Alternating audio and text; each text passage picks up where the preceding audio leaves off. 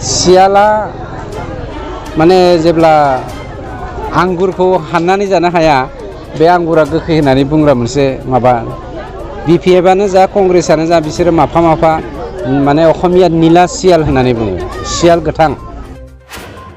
कंग्रेसआनो जा बिपिएफआनो जा बिथांमोना माफा माफा गोथां सियाल। दा सानजानिफ्राय मासे माने मा होनो हाथाय गैयै सैमा फाग्ला फैनानै दंफैयो।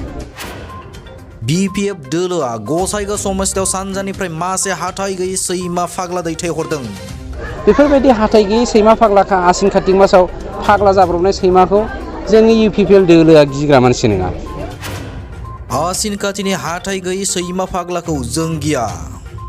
गोख्रों अजदखौ होदों बिटिआरनि मावफुं सोद्रोमा रनजित बसुमतारी बिथाङा गसाइगाव विधानसभा बियाबनि जमदुवार खासियाबारि ब्लकनि गक्सा आरो पकिहागा गामियाव बिसायख'थि फोसावदिं मेलाव बे गोख्रों रावजों बिपिएफ राजखान्थि हान्जाखौ बिथां मावफुं सोद्रोमा रनजित बसुमतारीया बुंदों। दानिया फैदो बिथाङा मा बुंदों आबुङै मिथिना लानि। बिजेपि आरो इउपिपिएलजों जानाय सरकार बिथांमोनावहाय जेबो गरिब गुन्द्रानि थाखाय सेन्टिमेन्ट गैया होनना बुंदों बिथांमोना। दा नोंथाङा बेनि सायाव मा बुङो?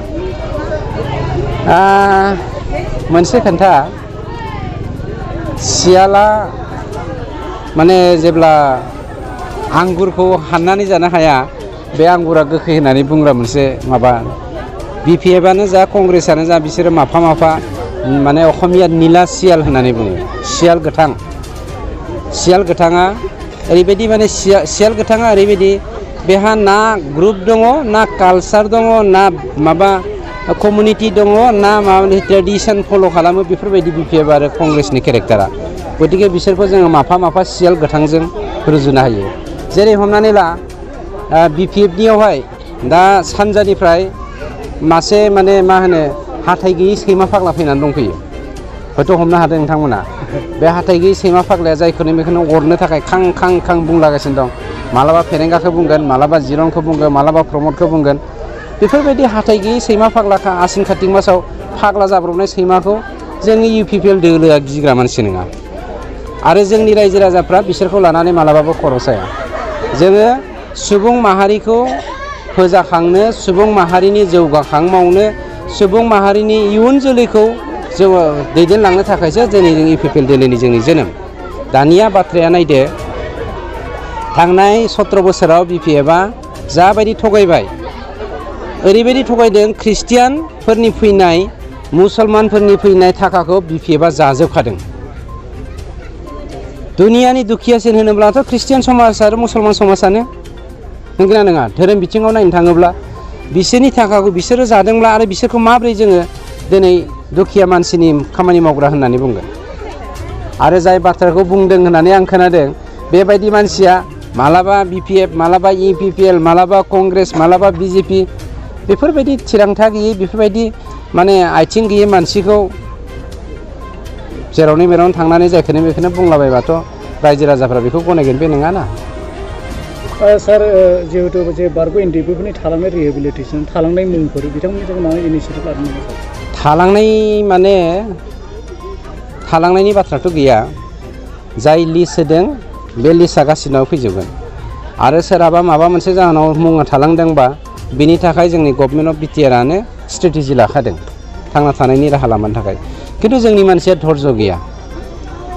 धर्ज गैयैनि जाहोनाव दाखालिबो सानजाहा बायदिसिना बखिलाबायदों। धर्ज नांगौथ'। बिफांखौ गायनाय लोगो लोगोनो फिथाइ मोनजागोन बे नङाथ'। बिफांखौ गायोब्ला बेयाव नोङो हासारबो होनांगोन, दैबो होग्रोनांगोन आरो खामानिखौथ' स्ट्रेटेजिकेलि मावगासिनो दङ। बेवहाय थालांनाय थालाङैनि बाथ्रा फैनो हाया, गासिबो मोनजोबगोन। आरो जायफ्रा लिस्टआव सोसनजामाराखै गुबुन गुबुन ग्रुपनिया, एस ग्रुपनियाथ' गासिबो थांजोबदों। सोसनजायाखैब्ला बिनि थाखाय आंहा बुंनांगौ माबा गैया। इयुनावहाय बिनि थाखाय गभर्नमेन्ट अफ बिटिआरआ स्ट्रेटेजि लागोन। बाक्सा जिल्लानि सिङाव थानाय बासबारि रेन्ज, बेखि जंगल उड्स रिजर्ट, मानास नेशनेल पार्क बे समायना रिजर्टआव नोंथांमोना बर'नि ट्रेडिशनेल फुड्स, गोथाव अमा बेदर सावनाय, एवनाय लकेल दाउ बेदर, बोरमा बेदर बायदि बायदिफोरखौ मोनजानायजों लोगोसे बाहेरायाव थानो थाखाय टेन्टनि सुबिदा दङ। Bonfire, jeep safari, rafting, elephant ride, tea garden walk, आलादा आलादा एसि गोनां खथानिबो सुबिदा दङ। बे सुबिदाखौ लानो थाखाय नैबे नाम्बाराव फन खालाम 910-174-9562 एबा 9707-614-012 आरो 986-483-2734